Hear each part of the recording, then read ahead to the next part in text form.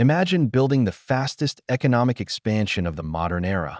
Factories roaring, cities rising, global supply chains bending toward one nation. Now imagine that same engine slowing, not collapsing, not crashing, simply losing speed inside a system built on acceleration. Skyscrapers stand. Growth targets remain. But confidence no longer feels automatic. Debt holds up developers. Debt sustains provinces. Debt keeps the structure upright, quietly, constantly. When growth built the model, what sustains it when growth moderates? This is not a story about collapse. It is about pressure inside a system that cannot publicly admit weakness. Because when China adjusts, the world recalibrates. And the real question isn't how high it can rise, but how stable it remains while the pace slows. In the late 20th century, after decades of isolation, China made a quiet decision that would alter the balance of global economic power. Markets opened, but not freely. Capital moved, but under supervision. Growth accelerated, but always directed by a state determined to control outcomes. Factories replaced farmland. Special zones became megacities, and infrastructure expanded at a speed the modern world had never witnessed before. The state did not retreat from markets. It orchestrated them, guiding banks, directing investment, and shaping expansion with deliberate long-term coordination. For decades, the engine never stalled. Growth felt engineered, reinforced annually by rising output, expanding exports, and unwavering belief in scale. But when growth becomes design rather than discovery, everything depends on momentum, and momentum, once slowed, begins testing the system that created it. Incomes rose, and property became more than homes.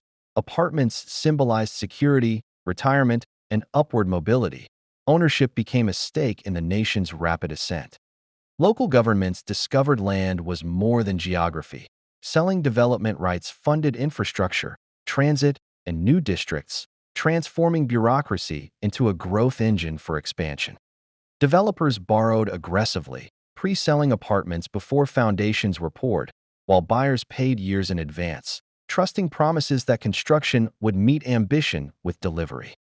Towers multiplied, entire districts emerged almost overnight, and the skyline became tangible proof that prosperity could be measured in concrete, glass, and disciplined human coordination.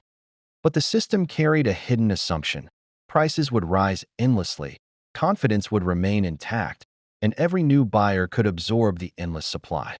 When construction outpaced households, debt grew faster than income, and projects stalled mid-air, property shifted from promise into pressure, spreading stress through markets and society alike. Financial strain in China rarely announces itself.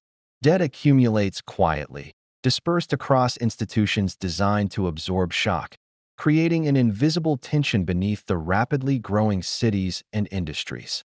Local governments created financing vehicles, borrowing beyond official limits, while policy banks extended credit to strategic sectors, keeping growth smooth and systemic risk largely hidden from public view. Shadow banking networks emerged to serve borrowers too large to fail, yet too risky for transparency, layering obligations across entities without triggering alarm or visible panic. On paper, liabilities appeared manageable. In reality, obligations layered upon obligations, distributed across provinces, state-linked enterprises, and corporations, making risk diffuse but ever-present beneath the nation's calm surface. Opacity became stability's shield. Numbers were debated, revised, interpreted. The system appeared robust, yet each hidden calculation carried potential for stress, demanding constant coordination and political vigilance. When obligations multiply faster than growth, even control falters. The system must roll debt forward, restructure quietly, or slow expansion, each decision deferring clarity, yet never eliminating tension. For decades, expansion masked structural shifts beneath the surface.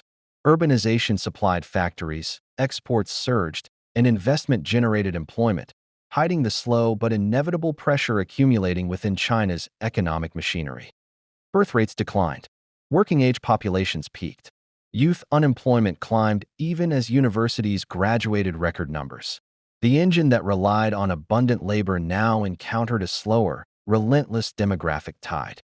Debt systems depend on tomorrow's income to justify today's leverage.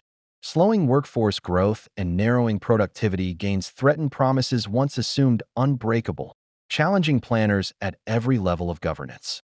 An aging population saved cautiously. Younger households delayed consumption. Property demand cooled, and investment yields began diminishing, shifting momentum from acceleration to a cautious, fragile balance across provinces and industries. The system built for rapid growth now must manage deceleration, not collapse, not crisis. Compression emerges, subtle but persistent, testing the resilience of coordinated control and public confidence. Confidence, not credit or growth, becomes the variable under pressure. Each policy decision now carries amplified weight, as perception and trust dictate whether the economy can sustain its carefully orchestrated momentum. China's defining strength was control, not speed. Policy responded to volatility instantly, guiding liquidity, adjusting lending, and calming markets administratively, creating confidence without relying on public sentiment. Interest rates could be influenced, capital flows restricted, media narratives managed. State-linked banks extended maturities. Defaults were postponed. Stress rarely appeared publicly, yet accumulated silently beneath the surface. Intervention became its own signal. Confidence grew that instability could always be contained. Markets believed in administrative oversight, trusting that disruptions would remain manageable, disciplined, and temporary under state direction. Yet intervention has limits. Extending loans preserves balance sheets today while amplifying fragility tomorrow. Supporting developers prevents panic, yet reinforces dependency, embedding hidden structural pressure within financial networks. Guiding markets stabilizes outcomes, but distorts price signals.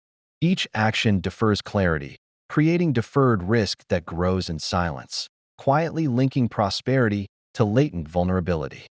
Control works best during growth. When growth slows, administration must exert greater force, revealing the invisible strain that has long been absorbed beneath coordinated economic machinery. Real estate remains China's most sensitive pressure point. Developers expanded with extreme leverage, assuming sales would finance future construction. Pre-sales and land auctions masked underlying fragility. When major firms missed payments, the warnings spread silently. Confidence wavered. Buyers hesitated. Mortgage installments were delayed. What once symbolized wealth now required constant reassurance from authorities. Policy reacted swiftly. Credit eased, banks guided support, restrictions adjusted. Stability, not contraction, was the goal. Each intervention reinforced control while postponing inevitable clarity about real estate risk. Property anchors household balance sheets, funds municipal budgets, sustains construction employment, and fuels upstream industries. Its influence is structural, intertwining personal wealth with public finance. Cooling too fast risks a slowdown. Pushing too hard invites renewed excess. The margin for error is microscopic, requiring careful calibration across multiple layers of the system. The system must decelerate without halting. Growth continues under supervision, yet each measure exposes subtle strain, reminding markets and households that stability depends on careful, continuous management. China is no isolated system.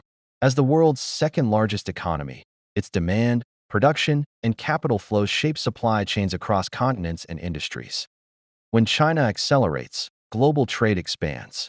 When it decelerates, commodity prices shift, shipping volumes fluctuate, and manufacturing cycles recalibrate across interconnected markets. Exporters from Southeast Asia to Africa feel demand changes immediately. Retailers in Europe and North America depend upon factories operating inside China's vast industrial ecosystem. Investors monitor more than official data. They watch credit growth, export orders, policy adjustments, searching for subtle signals revealing momentum shifts within the system. Global exposure creates feedback. Slower external demand pressures domestic production. Geopolitical tensions redirect trade routes, while diversification strategies gradually reduce concentrated dependency on Chinese manufacturing. The relationship is now recalibration, not expansion. The world measures China less by growth speed and more by resilience, durability, and sustained economic balance.